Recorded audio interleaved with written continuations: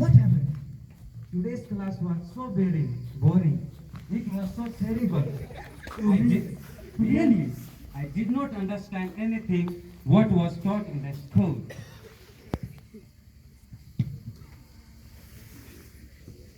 Hey, what is up, my grandchildren? How are you? I'm fine, Grandpa.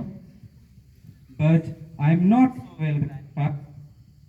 Tell me, what was your difficulty?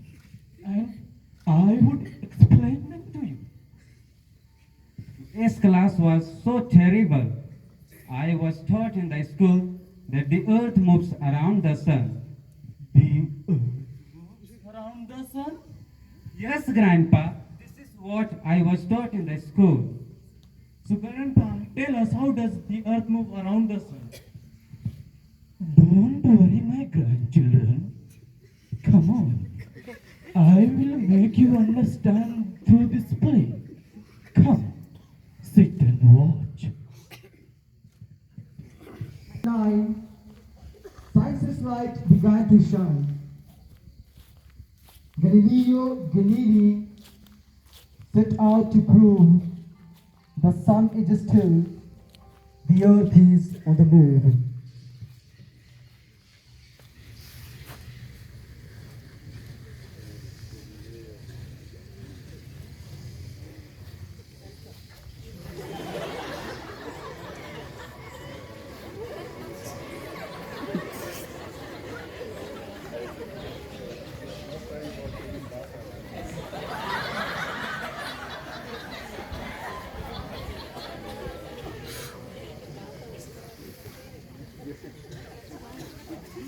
Put the milk on the table, but don't shut any books.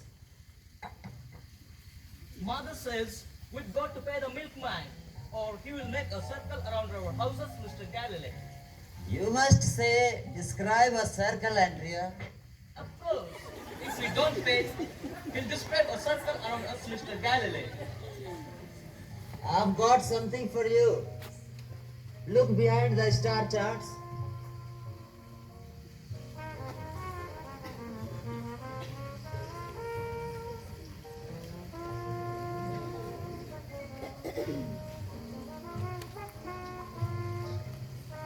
What is it? An armillary sphere. It shows how the stars move around the earth in the opinion of the ancients. How? Let's examine it. First of all, description. That's a little stone in the middle. That's the earth. There are rings around it, one inside another. How many? 8. Those are the crystal spheres. There are balls fastened to the rings. The stars. There are bags with words painted on them. What kind of words? Names of stars. Such as? The bottommost ball is the moon, it says. The one above, it is the sun. Now spin the sun around.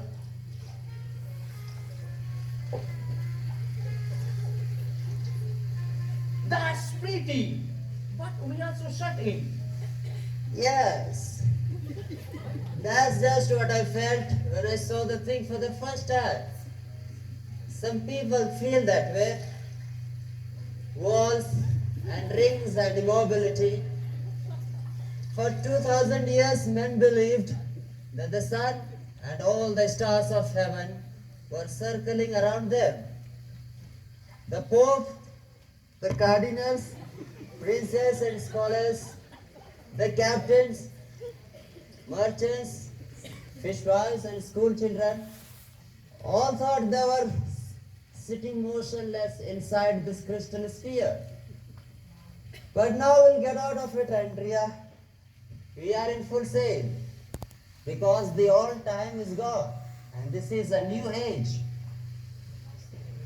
For the last 100 years, mankind has seemed to be expecting something. Cities are narrow, so are minds. Superstition and plague. But now we say since things are thus and so, they will not remain thus and so. Because, my friend, everything is in motion. I like to think that it all started with ships. From time immemorial, ships had hugged the shores, but suddenly they abandoned the shores and sailed out upon the ocean. And a great desire has arisen to find the causes of all things. Every day, something new is being discovered. Where faith had ruled for 1,000 years, doubt has now set in. Today, everybody is saying, yes, that's what the books tell us. But we want to see for ourselves. The most sacred truths are being looked into. The things that were never held in doubt are being doubted now.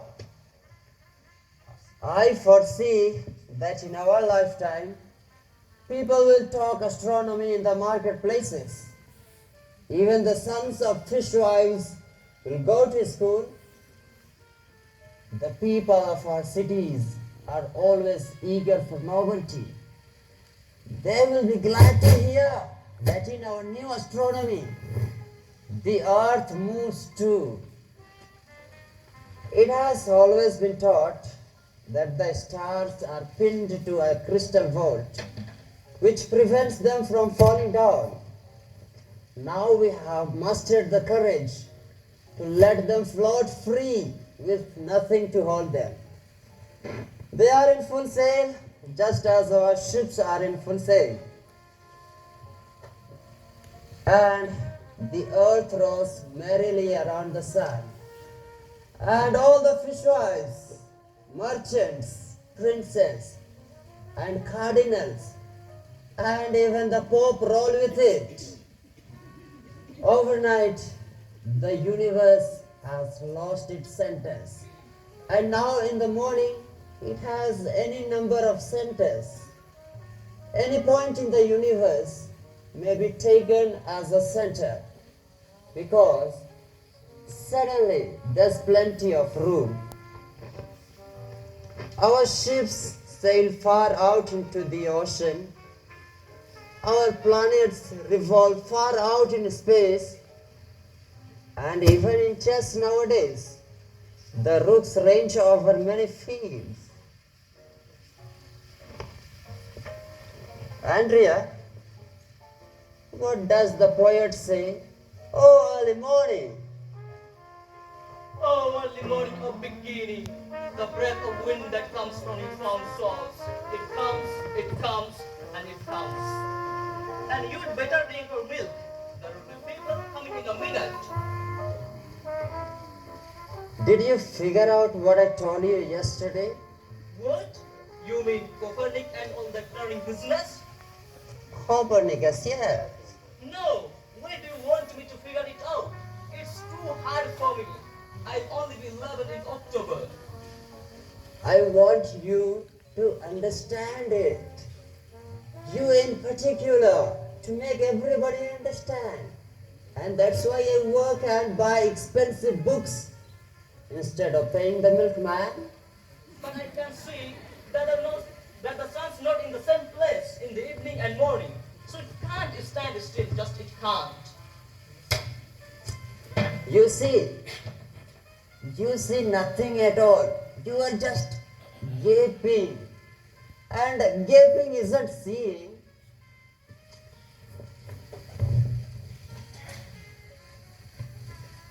Now that's the sun. Come, sit down.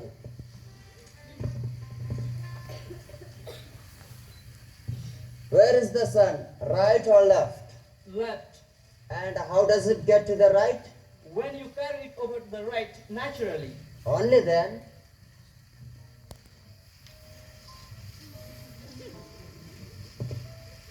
And now, where is the sun? On the right. Has it moved? I guess it hasn't. Then what moved? Me. Wrong, stupid, the chair. Obviously, the chair is the earth. You are sitting on it. Mr. Galilei, what on earth are you doing with my boy?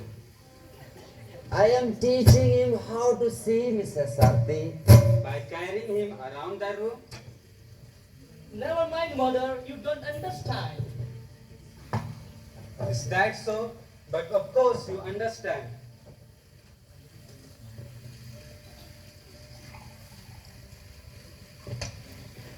A young gentleman is here. He wants to take a lessons. Very well dressed, and he has a letter of recommendation. When you get through my Andrea, he will be saying that 2 times 2 make 5.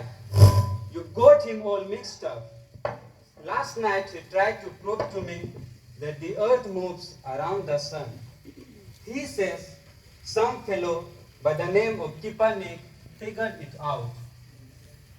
Didn't that Copernicus figure it out, Mr. Galilei? You tell her. Do you really tell him such nonsense? He blacks it out in school, and the priest come running to me because of all the sinful stuff he says. You should be ashamed of yourself, Mr. Galilei. Mr. Sarthi, as a result of our investigations and after heated arguments, Andrea and I have made discoveries which we can no longer keep secret from the world. A new age has dawned, a great age, and it's joy to be alive. I see. I hope we will be able to pay the milkman, Mr. Galilei, in New Age. I'm thinking of the milk bill. Just give me time to finish my milk.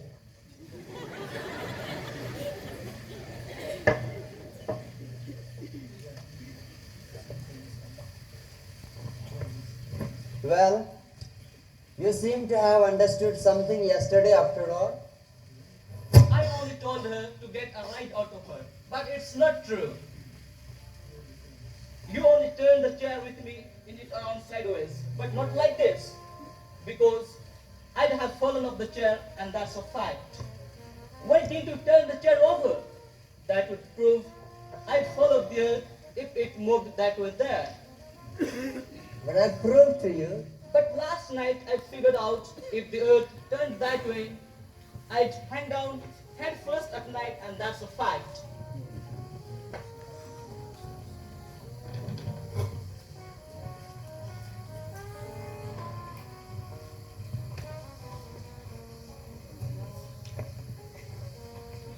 Look here. This is the earth. Don't always use that kind of example, Mr. Galilei. That way you can prove anything. Very well. You can do anything with example if you're clever. But I can't carry my mother around in a chair like that. So you see, it was a bad example. And what would happen if the apple were the earth? Nothing would happen. I thought you weren't interested. All right, take the apple. What would keep me from hanging head down at night? Well, here's the earth, and you are standing here. I know the earth turns. And now I am hanging head down. What do you mean? Look closely. Where's the head? There, below. Sure? Isn't the head still in the same place? Aren't the feet still below it? And when I turn it, do you stand like this? No. Then why I don't notice the turning? Because you are turning too. You and the air above you and everything else on the globe. But why does it look as if the sun were moving? Look, you see the earth underneath. It stays that way. it's always underneath. And as far as you are concerned, it doesn't move. Now look up. Let's say there's a lamp here. And if when I have turned it this way, what is over your head? In other words, above? The stove. And where is the lamp? Below. Ah, That's great. That will get a right out of her.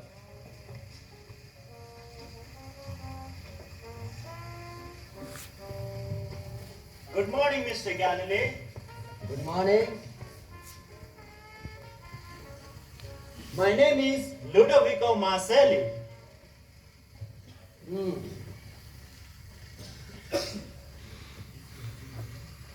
You have been in Holland? Where I heard a great deal about you, Mr. Galilei. Your family owns property in the Campana. My mother wanted me to look around and see what's going on in the world. That kind of thing.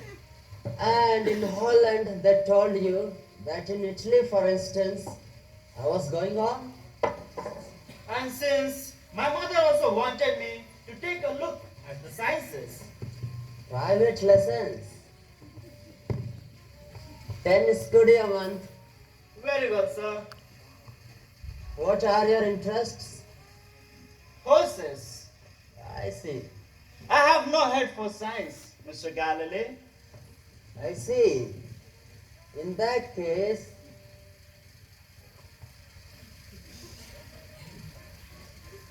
it will be 15 scudi. Very well, Mr. Galilei. Okay, I will have to take you first thing in the morning, alright? You will be the loser, Andrea. Naturally, I will have to drop you. You understand? You don't pay. All right. I'm going. Can I take the apple? Take, yes. You'll have to be patient with me, Mr. Galilei. Because mostly in science, everything is opposite of common sense. Take that crazy tube. They are selling in Amsterdam.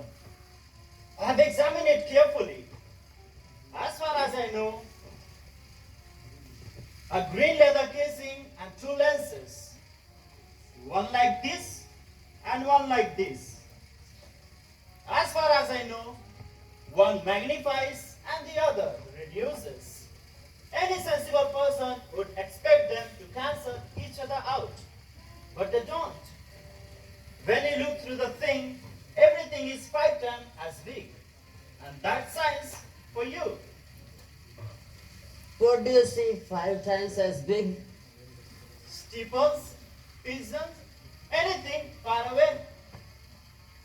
Have you seen these magnified steeples? Certainly, sir. You say the tube has 2 lenses. Like this?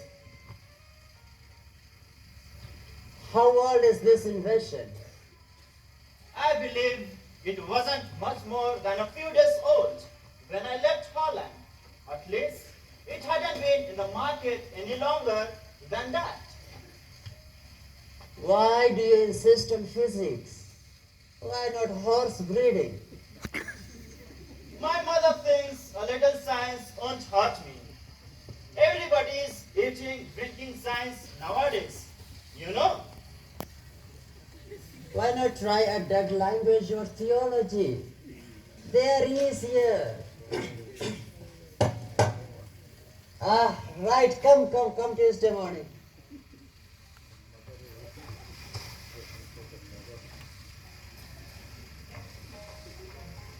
Don't look at me like that. Because you saw me at the nick of time, the procurator of the university is here. This place is as busy as a pigeon house. Bring him in. It might mean 500 scudi. Then I wouldn't have to take pupils.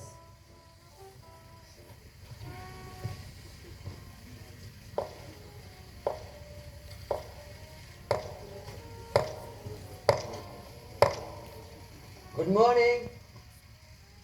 Lend me half a scudo.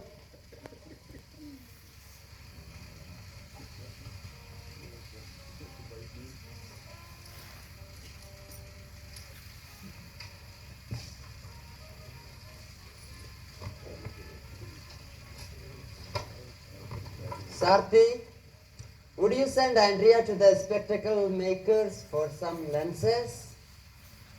Oh, here are the measurements.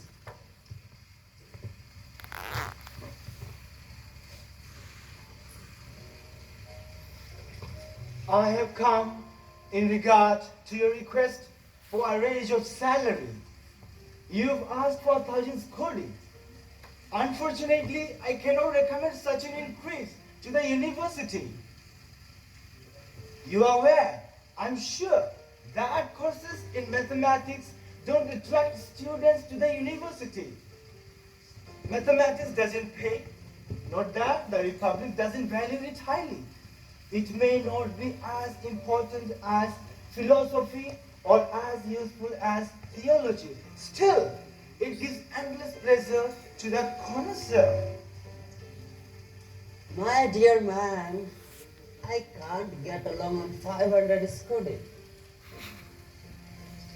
But Mr. Galilei, all you do is give a 2-hour lecture twice a week. Surely, your extraordinary reputation must attract any number of students who can afford private lessons. Haven't you got private pupils? Sir, I have too many. I am teaching all the time. When am I to learn? Good God, man, I am not as clever as the gentlemen of the philosophical faculty. I am stupid. I don't understand a thing. I have got to plug the holes in my knowledge. And where am I to find time for that? Where am I to study and experiment? My knowledge, sir, is thirsty for more knowledge. In all the biggest problems, we still have nothing but hypotheses to go by. What we need is proofs. How can I get anywhere if to keep my household going, I have to drum it into the head of every idiot who can pay that parallel lines meet in infinity? The Republic may not pay as much as certain princes, but don't forget, it guarantees freedom of inquiry. We in Padua even admit Protestants as students, and we grant them doctor's degrees. Did we hand Mr. Cremonini over to the Inquisition when we had proof, Mr. Galilei, that he had made sacrilegious statements? No, we even granted him an increasing salary. As far away as Holland, Venice is known as the Republic where the Inquisition has nothing to say. That ought to be worth something to an astronomer like you, working in a field where the doctrines of the church have not been held in due respect of late. You handed Giordano Bruno over to Rome because he professed the teachings of Copernicus. Not because he professed the teaching of Mr. Copernicus, which incidentally are wrong, but because he was not a citizen of Venice and was not employed here. You can leave him out of it even if they did burn him. And by the way, all our liberties, I shouldn't advise you to make too free with a name that has been expressly anathematized by the church. Not even here. No, not even here. Your protection of freedom of thought is rather a good business, isn't it? You get good teachers for low pay by pointing out that the other towns are run by the Inquisitions, which burns people. In return for protection from the Inquisitions, Your professors work for next to nothing. You're being unfair. What good would it do to have all the time you want for research if any weakness monk of the Inquisition could simply suppress your ideas? No rose without thorns, Mr. Galilei. No prince without marks. And what's the use of free investigations without free time to investigate? What happens to the results?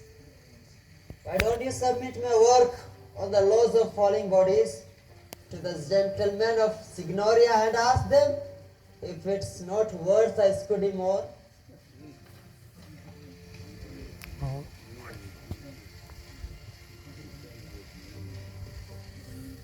It's worth infinitely more, Mr. Galilei. Not infinitely more, sir, but 500 scudi more. Only what brings in scudi is worth scudi. If you want money, you will have to come up with something different. If you have knowledge to sell, you can ask only as much as it earns the purchaser. For instance, the philosophy Mr. Columb is selling in Florence brings the prince at least 10,000 scudi a year. Granted, your laws of falling bodies raised some dust. They are applauding you in Paris and Prague, but the gentlemen who applaud don't pay the University of Padua what you costed. Your misfortune, Mr. Galilei, is your fear. I get it. Free trade, free research. Free trade in research. Is that it? Mr. Galilei, how can you say such a thing? Permit me to observe that I don't fully appreciate your witticism. You've got to admit, Mr. Galilei, that this is the ideal place for your work. Yes.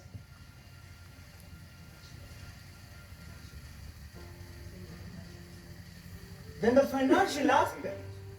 All you have to do is come up with another invention as clever as that splendid the proportional compass of yours, which a person ignorant of mathematics can use to trace a line, compute compound interest, reproduce a land survey in enlarged or reduced scale, and determine the weight of cannon eyeballs. Flim flam. An invention that delighted and amazed our leading citizens and brought in money, you call that flim flam. I'm told that even General Stefano Gritti can do square roots with it. Quite a gadget, all the same, Prioli. You have given me an idea. Really? Prioli, I think I may have something along those lines for you.